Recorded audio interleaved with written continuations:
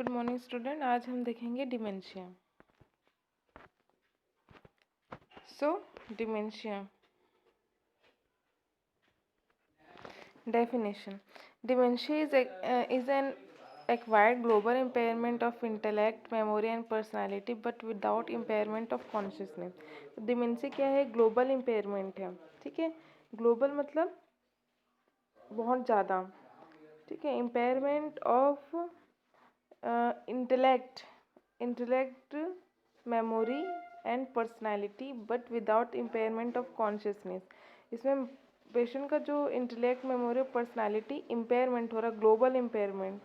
ठीक है, मतलब परमानेंटली लॉस होता है, टेम्पररी नहीं कि थोड़े समय के लिए लॉस हो फिर उसको वापस आ जाए उसका इंटेलेक्ट, मेमोरी और पर्सनैलिटी।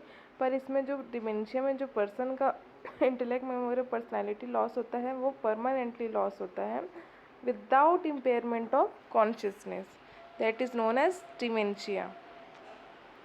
तो इंसिडेंस, तो dementia occur more commonly in adult than in the middle as.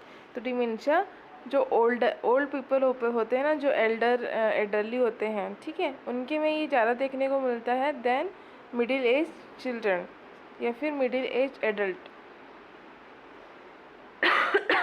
etiology, significant loss of neuron and volume in brain region devoted to memory and higher mental functioning। तो जो क्या बोल रहा है, significant loss मतलब बहुत ज़्यादा अमाउंट में लॉस होता है न्यूरॉन का and volume of brain region, जो किसके लिए हेल्पफुल होते हैं, हमारे मेमोरी और हायर मेंटल फंक्शनिंग के लिए हेल्पफुल होते हैं, वो सारे न्यूरॉन्स का सिग्निफिकेंट लॉस होता है। ठीक है, जिसके कारण होता है dementia. Neurofibrillary angles, twisting nerve cell fiber that are damaged remains of microtubules। तो इसमें क्या बोल रहे हैं, न्यूरोफिब्रिलरी टेंगल्स होता है इसमें।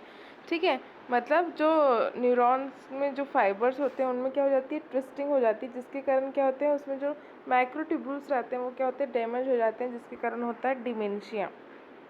परमानेंटली होता है लॉस, ग्लोबल मतलब इसमें परमानेंटली लॉस हो रहा है उसका इंटेलेक्ट, मेमोरी और intellect, memory and personality without impairment of consciousness. फिर अदर कॉज देखते हैं, इन्वायरमेंटल फैक्टर, अगर उसको किसी पेशेंट को लॉन्ग टर्म कोई इन्फेक्शन है, मेटल एंड टॉक्सिन कोई पॉइजन है, ठीक है, excess amount of metal iron such as zinc, copper in the brain, जिसके कारण उसको डिमेंशिया होगा। Deficiency of vitamin B12 and folate, possible risk factor due to increase level of homocysteine. Homocysteine क्या है, अमीनो एसिड डेट में interfere with nerve cell repair. ठीक है, अगर नर्व सेल रिपेयर, होमोसिस्टीन का लेवल ज़्यादा हो जा रहा है, जो होमोसिस्टीन क्या करता है, हमारे नर्व सेल रिपेयर को क्या करता है, एक अमीनो एसिड है जो हमारे नर्व सेल रिपेयर में क्या करता है, इंटरफेयर करता है, जिसके कारण भी हो सकता है dementia. Early depression, common genetic factors in those with early depression and Alzheimer disease. ठीक है, तो अल्जाइमर डिजीज़ और अर्ली डिप्रेशन में भी ये देखने को मिलता है। अनट्रीटेबल और इरिवर्सिबल कॉज ऑफ डिमेंशिया। ठीक है, क्या है इसके कॉज, अनट्रीटेबल जो ट्रीट नहीं किए जा रहे हैं और जो फिर से रिवर्स नहीं हो सकते। तो फर्स्ट है डीजनरेटिंग डिसऑर्डर ऑफ CNS। तो जैसे हम जानते हैं कि इंसान एक पर्सन जो है जैसे जैसे ओल्ड एज की ओर प्रोग्रेस करता है, उसके सारे सेल्स जो रहते हैं वो क्या हो जाते हैं, डीजनरेट होना स्टार्ट हो जाते हैं। तो CNS में भी जो हमारे सेल्स हैं वो भी डीजनरेट होंगे, जिसके कारण क्या होगा, वो डिमेंशिया होगा। और क्योंकि ये ओल्ड एज में है, degeneration is common, so it is a untreatable और इरिवर्सिबल। अल्जाइमर डिजीज़, ये एक न्यूरो डिसऑर्डर है। ठीक है, Alzheimer disease, this is the most common of all dementing illness. ठीक है, फिर पिग डिजीज़ में होता है, हंटिंगटन कोरिया में होता है एंड पार्किंसन डिजीज़ में हम डिमेंशिया देख सकते हैं। ट्रीटेबल और रिवर्सिबल कॉज ऑफ डिमेंशिया, अब कौन से डिमेंशिया के कॉज है जो ट्रीट किया जा सकता है और पूरा जो फिर से रिवर्स मतलब फिर से नॉर्मल उसको किया जा सकता है। तो वेस्कुलर मल्टी इन्फ्रैक्ट डिमेंशिया। ठीक है, इन्फ्रैक्शन मतलब उसमें किसी कोई वेसल्स ब्लॉक हो गया है जिसके कारण किसी स्पेसिफिक पार्ट में ब्लड सप्लाई नहीं हो पा रहा है, जिसको बोलते हैं हम इंफ्रैक्शन। तो इंफ्रैक्ट को हम क्या कर सकते हैं, ट्रीट कर सकते हैं। इंट्राक्रेनियल स्पेस ऑक्यूपाई लीजन, हम लीजन हटा देंगे, फिर हम क्या कर देंगे वहाँ पर, मतलब जो डिमेंशिया कॉज कर रहा है लीजन, उसको हम हटा देंगे तो वो क्या हो जाएगा, ट्रीटेबल हो जाएगा। Metabolic disorder, hepatic failure, renal failure के कारण कोई डिसऑर्डर है जो अगर हम इसको हेपेटिक फेलियर, रीनल फेलियर को क्योर कर देते तो डिमेंशिया भी क्योर हो जाएगा। इंडोक्राइन डिसऑर्डर मिक्सिडीमा एडिशन डिजीज़ में होता है, और इन्फेक्शन एड्स, मेनिंजाइटिस, इंसेफ्लाइटिस में अगर ये सारे डिजीज़ क्योर हो जाएंगे तो डिमेंशिया भी क्योर हो जाएगा। Intoxication, alcohol, heavy metals, lead arsenic, ये सारे के कारण भी डिमेंशिया हो सकता है। तो अगर हम पेशेंट को ये सारी चीज़ों से क्या कर सकते हैं, क्या कर दें, डिप्रीवेट कर दें, तो ये सारे कॉज करने डिमेंशिया कॉज नहीं करेंगे। एनोक्सिया, एनीमिया, ठीक है, ब्लड की कमी के कारण होगा। पोस्ट एनेस्थीसिया और क्रोनिक रेस्पिरेटरी फेलियर, ये सारे ट्रीटेबल और रिवर्सिबल कॉज हैं डिमेंशिया के जो क्योर हो सकते हैं। Vitamin deficiency, specially deficiency of thiamine और nicotine. Physiologic normal pressure, hypothalamus, metabolic endocrinopathies, hypothyroidism, tumour, primary और मेटास्टैटिक मेनिंजियोमा और मेटास्टैटिक ब्रेस्ट और lung cancer, traumatic subdural haematoma. Type of dementia,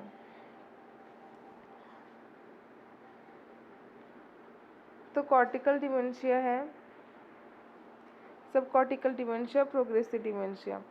तो सब कॉर्टिकल डिमेंशिया ये type किस base पे divided है, तो हमारे जो ब्रेन के अलग अलग पार्ट हैं उस बेस पे हमारा टाइप डिवाइडेड है। तो dementia where the brain damage primary affect the brain cortex, इसमें क्या होता है, जो कहाँ ब्रेन का कौन सा पार्ट अफेक्टेड है, यहाँ पर ब्रेन का कॉर्टेक्स और आउटर लेयर अफेक्टेड है, इसलिए हम इसको बोले हैं cortical dementia. Cortical dementia tend to cause problem with memory, language, thinking and social behaviour.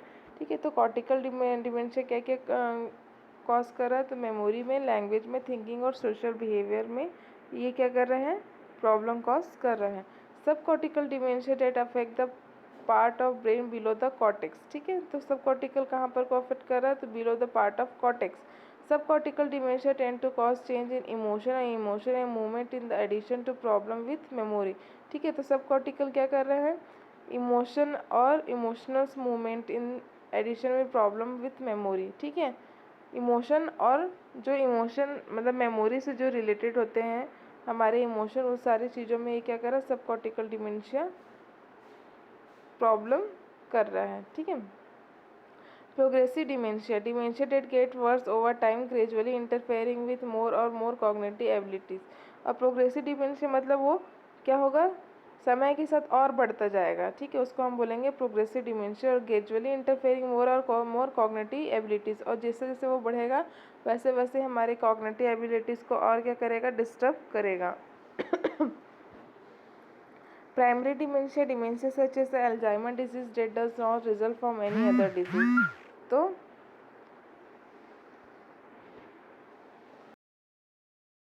जो है अल्जाइमर डिजीज़ के कारण कॉज हो रहा है और किसी अदर डिजीज़ के कारण कॉज नहीं हो रहा, उसको हम बोलते हैं प्राइमरी डिमेंशिया। और secondary dementia occur is result of physical disease और इंजरी। ठीक है, तो जिसके जो डिमेंशिया फिजिकल इंजरी जैसे हेड इंजरी हो गया या फिर हिपेटिक फेलियर, रीनल फेलियर हो गया, जिसके कारण डिमेंशिया कॉज हो रहा है, उसको हम बोलते हैं secondary dementia. Stage of dementia, तो यहाँ पर फर्स्ट स्टेज को हम बोले हैं अर्ली स्टेज। ये फर्स्ट 2 to 4 ईयर में देखने को मिलता है, जिसमें पर्सन फॉरगेटफुलनेस रहता है, भूल जाता है, डिक्लाइनिंग इंटरेस्टिंग इन इन्वायरमेंट। ठीक है, अपने आसपास के इन्वायरमेंट में वो इंटरेस्ट नहीं दिखाता है, hesitancy in initiating an action, कुछ काम करने से पहले उसको हेजिटेट होता है कि मैं कर पाऊँगा कि नहीं कर पाऊँगा। पुअर परफॉर्मेंस एट वर्क, ठीक है, और उसको अपने वर्क में क्या होता है, कॉन्फिडेंस भी नहीं होता है, जिसके कारण उसका परफॉर्मेंस क्या हो जाता है, पुअर हो जाता है। सेकेंड स्टेज, मिडिल स्टेज, ये 2 to 12 ईयर में देखने को मिलता है। प्रोग्रेसिव मेमोरी लॉस, ठीक है, मेमोरी लॉस उसका कंटिन्यूस रहता है। Hesitate in response to question, अगर उससे कोई क्वेश्चन पूछ रहा है तो वो हेजिटेटली हिचकिचाएगा उसको आंसर देने में, क्योंकि उसको लगता है कि कहीं मैं सही आंसर कर रहा हूँ या मैं गलत आंसर कर रहा हूँ कि लोग मुझ पर गुस्सा होंगे, ऐसा उसको हेजिटेट होता है। Has difficulty in following simple instruction, ठीक है, अगर उसको किसी ने कुछ बोला है तो वो सिंपल इंस्ट्रक्शन भी फॉलो नहीं कर पाएगा। इरिटेबल और एंजियस रहेगा, वॉन्डरिंग रहेगा, ठीक है, एक जगह बैठे रहेगा, दुनिया भर की बातें सोचता रहेगा, ठीक है। नेगलेक्ट पर्सनल हाइजीन, अपने पर्सनल हाइजीन को मेंटेन नहीं करेगा। सोशल आइसोलेशन, वो लोगों से ज़्यादा बात नहीं करेगा, इसे हम बोलते हैं सोशल आइसोलेशन। थर्ड स्टेज में क्या होता है, marked loss of weight because of inadequate food intake of food, unable to communicate, does not recognise family, क्योंकि उनका क्या हो रहा है, इरिवर्सिबल मेमोरी लॉस हो रहा है, जिसके कारण वो अपने फैमिली मेम्बर को पहचानते नहीं हैं। वो वर्ड बोलना भूल जाते हैं, ठीक है, वर्ड मतलब उनका थॉट प्रोसेस भी कम होते जाता है, जिसके कारण वो कम्युनिकेट करने में अनेबल हो जाते हैं।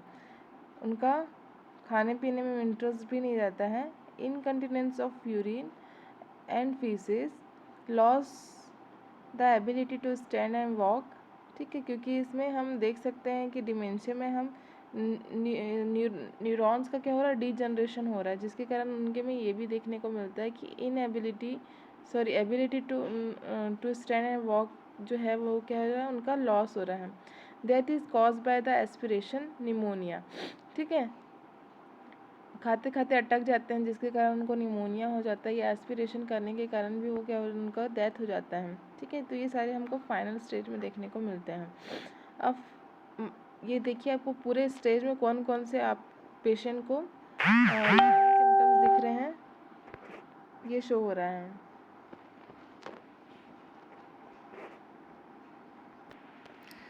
तो माइल्ड स्टेज में क्या होगा, लॉस ऑफ मेमोरी होगा, लैंग्वेज डिफ़िकल्टी होगी, मूड स्विंग्स होंगे, पर्सनालिटी चेंज होंगे, डिमिनिश्ड जजमेंट होंगे और एपैथी होगा, ठीक है। सेकंड मॉडरेट में क्या होगा, inability to retain new information, ठीक है, न्यू इन्फॉर्मेशन रिटेन करने के लिए उनमें इनएबिलिटी होगी। बिहेवियरल पर्सनालिटी चेंजेस होंगे, increase long term memory loss होगा, वॉन्डरिंग एजिटेशन एग्रेशन होगा, ठीक है, कन्फ्यूज़न होगा, रिक्वायर असिस्टेंस होगा, किसी भी काम के लिए उनको असिस्टेंस रिक्वायर होंगे, कन्फ्यूज़न होगा क्योंकि वो उनकी मेमोरी लॉस हो रही है, वॉन्डरिंग एजिटेशन होगा और एग्रेशन होगा, किसी भी काम को करने के लिए एजिटेट होंगे, ठीक है, अग्रेशन देखने में मिलेगा उनको। फिर increase long term memory loss, ठीक है, जो लॉन्ग टर्म हमारा जो मेमोरी रिटेन होता है वो उनका क्या हो जाएगा, लॉस हो जाएगा, वो बहुत पुरानी चीज़ों को याद नहीं कर पाएंगे। बिहेवियरल और पर्सनालिटी चेंज होंगे क्योंकि वो सोशल आइसोलेट रहना स्टार्ट कर देते हैं। Inability to retain information, new information, ठीक है, क्योंकि उनकी मेमोरी लॉस हो रही है तो उनके में इनएबिलिटी देखने को मिलेगा कि वो न्यू इन्फॉर्मेशन को अपने में रिटेन करें। सीवियर में क्योंकि बहुत ज़्यादा न्यूरॉन डैमेज हो जाते हैं, जिसके कारण उनको होगा गेट एंड मोटर डिस्टर्बेंस, ठीक है, चलने में गेट मतलब हमारा जो मूवमेंट होता है ना चलना, ठीक है, वो सारे डिस्टर्ब हो जाएंगे, बेड रिडन हो जाएंगे, अनेबल टू परफॉर्म एडीएल, ठीक है, नॉर्मल उनका जो डेली रूटीन रहता है वो परफॉर्म नहीं कर पाएंगे, इनकॉन्टिनेंस रहेंगे क्योंकि उनका जो न्यूरॉन फंक्शन पूरा लॉस हो जा रहा है, जिसके कारण ब्लेडर में भी जो फंक्शन होता है हमारा रिफ्लेक्स जो होता है वो भी लॉस हो जाएगा, जिसके कारण उनको इनकॉन्टिनेंस होगा, require long term care of placement, ठीक है, उनको इधर उधर मूव करने के लिए भी क्या चाहिए रहेगा, असिस्टेंट की ज़रूरत रहती है, और उनके देखभाल के लिए एक असिस्टेंस की ज़रूरत रहती है ताकि उनका लॉन्ग टर्म केयर कोई प्रोवाइड कर सकें।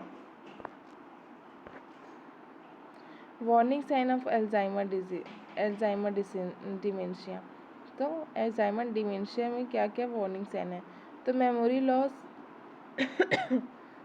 डिफ़िकल्टी परफॉर्मिंग फैमिलियर टास्क, जो उन्होंने पहले बहुत करते थे पर अब उसी टास्क को करने में उनको डिफ़िकल्टी होती है। फिर प्रॉब्लम विथ लैंग्वेज, वो नॉर्मल लैंग्वेज भी बोल पाने में, क्योंकि वो वर्ड प्रोसेस जो होता है ना उनका मेमोरी लॉस होने के कारण उनका वर्ड प्रोसेस भी ख़त्म होते जाता है, जिसके कारण उनको नॉर्मल लैंग्वेज प्रॉब्लम होने लगता है। डिसोरिएंटेशन टू टाइम और प्लेस, अब वो कहाँ पर हैं वो उनको पता नहीं होता है, अभी क्या टाइम हो रहा है वो अगर उनसे पूछे तो उनको नहीं पता होता है। पुअर और डिक्रीज जजमेंट, ठीक है, उनका जजमेंट भी डिक्रीज हो जाता है, क्योंकि ये भी सारे हमारे किस में आते हैं, ब्रेन फंक्शन में आते हैं। और अलग अलग हमने जैसे देखा कि ब्रेन के अलग अलग पार्ट को डिमेंशिया अफेक्ट करता है, तो जिस पार्ट में अफेक्ट करेगा, अगर वहाँ पर जजमेंट वाला प्रोसेस होता है तो वो भी उनका जजमेंट भी यहाँ पर उनका क्या हो जाएगा, पुअर हो जाएगा। Problem with abstract thinking, misplacing thing, ठीक है, चेंज इन मूड और बिहेवियर, चेंज इन पर्सनालिटी और लॉस ऑफ इनिशिएटिव, ठीक है, पर्सनालिटी में चेंज हो जाएगा, मूड और बिहेवियर चेंज होगा, मिसप्लेसिंग थिंग, ठीक है, चीज़ों को मतलब अगर वो कहीं पर रखते हैं तो भूल जाते हैं कि वो उन्होंने चीज़ों को रखा कहाँ है, ठीक है। एब्स्ट्रैक्ट थिंकिंग भी उनका क्या हो जाएगा, उनका प्रॉब्लम होगा, लॉस ऑफ इनिशिएटिव, चीज़ें किसी काम को करने शुरुआत कैसे करना वो उस चीज़ को भूल जाते हैं या फिर कर नहीं पाते हैं।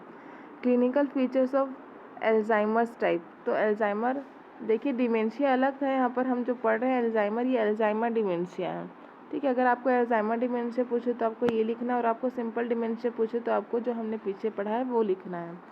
Personality change, lack of interest in day to day activities, easy mental fatiguability, self centre withdrawal, decrease self care. तो पर्सनालिटी चेंज में क्या हो जाएगा, लैक ऑफ इंटरेस्ट होगा, जो नॉर्मल रूटीन और डे टू डे एक्टिविटी वो करते हैं वो भी उनका उसमें इंटरेस्ट उनका क्या हो जाएगा, ख़त्म हो जाएगा। ईजी मेंटल फटिगबिलिटी, मतलब वो जल्दी से, मतलब ऐसा लगेगा कि उनको थकावट हो रहा है। जैसे हम कभी कभी बहुत लॉन्ग टाइम काम करते तो हमको ऐसा लगता है हमारा मेंटल प्रोसेस रुक जा रहा है, हम दिमागी रूप से थक जा रहे हैं। तो थोड़ा सा भी काम करेंगे तो उनको ऐसे लगेगा कि वो थक जा रहे हैं, उनका दिमाग थक जा रहा है। सेल्फ सेंटर रहेंगे, पहले अपनी ही बातों को मनवाने की कोशिश करते हैं। विड्रॉल रहेगा, डिक्रीज सेल्फ केयर रहेगा। फिर memory impairment, recent memory is prominently affected. Recent memory, जैसे कि अगर आप बोल दीजिए कि अभी जस्ट क्या हुआ था, अगर आप उनसे पूछेंगे तो उनको याद नहीं रहेगा। Cognitive impairment, disorientation, poor judgement, difficulty in abstract, decrease attention span, ठीक है, वो लॉन्ग टाइम किसी भी चीज़ में अटेंटिव नहीं रह पाएंगे। पुअर जजमेंट हो जाएगा, डिफ़िकल्टी इन एब्स्ट्रैक्शन, ठीक है, चीज़ों को जोड़ना घटाना या एब्स्ट्रैक्ट जो थिंकिंग रहता था वो सारी चीज़ों में इनको क्या हो जाएगी, डिफ़िकल्टी हो जाएगी।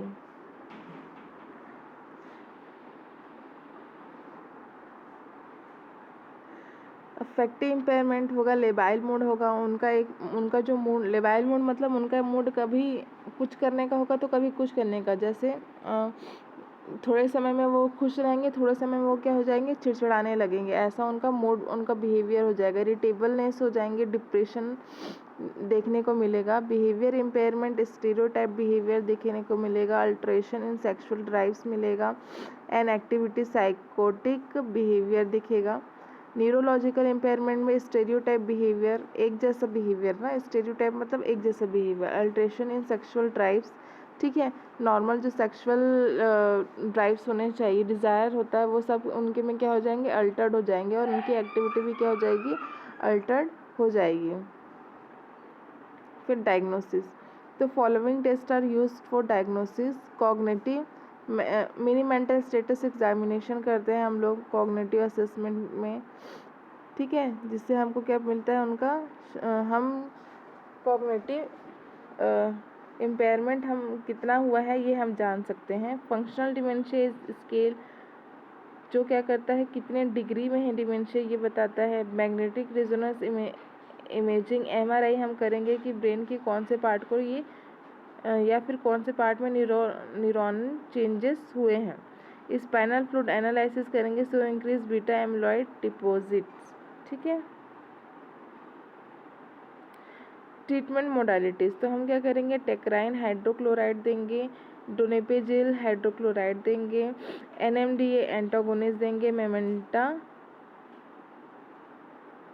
मेमेंटाइन देंगे, एंटीसाइकोटिक एजेंट देंगे, रेस्पिडोन देंगे, क्विटेपाइन देंगे और ओलेंजापाइन देंगे। Anti depression agent and mood stabiliser में हम क्या करेंगे, low dose of selective serotonin reuptake inhibitor and other newer anti depressive agent should be consider, ठीक है, क्योंकि इसमें पेशेंट को माइल्ड डिग्री में या फिर अच्छे अमाउंट में क्या होता है, डिप्रेशन होता है, जिसके कारण हम उनको क्या करेंगे, एंटी डिप्रेशन मेडिसिन देंगे। नर्सिंग मैनेजमेंट में क्या करेंगे, हम पेशेंट का डाटा लेंगे, असेस करेंगे data for patient with dementia should include past health और मेडिकल हिस्ट्री। ठीक है, मेडिकेशन हिस्ट्री, हम ये सारा चीज़ उस पेशेंट से पूछेंगे। फिर डाटा में क्या क्या होना चाहिए, नर्सिंग असेसमेंट में उनका डिसओरिएंटेशन तो नहीं है, मूड कितना चेंज होता है, fear, suspiciousness, self care deficient, social behaviour, level of mobility, wandering behaviour, judgement ability, sleep disturbance, speech and language impairment, hallucination, illusion और डिल्यूजन। ये सारा चीज़ हम क्या करेंगे, अपने नर्सिंग असेसमेंट में असेस करेंगे। बावल एंड ब्लैडर इनकॉन्टिनेंस देखेंगे, एपैथी, लॉस ऑफ इमोशन होता है एपैथी का मतलब, और any decline in nutrition status, recognisation of family members, कि अपने फैमिली मेम्बर्स को कितना पहचान पा रहे हैं, identify primary care giver, support system and the knowledge base of the family members. फिर नर्सिंग इंटरवेंशन हम क्या करेंगे उनको, क्योंकि उनका डे टू डे एक्टिविटी उनका डिस्टर्ब हो रहा था, हम उनको डेली रूटीन एक्टिविटी में क्या करेंगे, हेल्प करेंगे। न्यूट्रिशन और वेट लॉस हम उनका असेस करेंगे, क्योंकि वो अच्छे से खाना नहीं खाते हैं, पर्सनल हाइजीन अच्छे से नहीं कर पाते हैं, तो हम उनका पर्सनल हाइजीन करके देंगे। इनकॉन्टिनेंस होता है, इसलिए हम उनके टॉयलेट हैबिट और इनकॉन्टिनेंस को असेस करेंगे, और उसमें भी हम उनको क्या करेंगे, असिस्ट करेंगे और सपोर्ट प्रोवाइड करेंगे, मतलब केयर देंगे। एक्सीडेंट्स देंगे, क्योंकि एक्सीडेंट नहीं देंगे, मतलब एक्सीडेंट पेशेंट का होने के चांसेस हैं और कितने होने के चांसेस हैं, ये हम असेस करेंगे। फ्लूइड मैनेजमेंट देंगे, क्योंकि पेशेंट अच्छे से खाता पीता नहीं है। मूड और इमोशंस हम उसका असेस करेंगे। वॉन्डरिंग हम असेस करेंगे। डिस्टर्बेंस ऑफ स्लीप या फिर स्लीप डिप्रिवेशन कितना है वो असेस करेंगे। इंटरपर्सनल रिलेशनशिप उनका कैसा है, ये सारा चीज़ हम असेस करेंगे। ठीक है student, your today topic is over.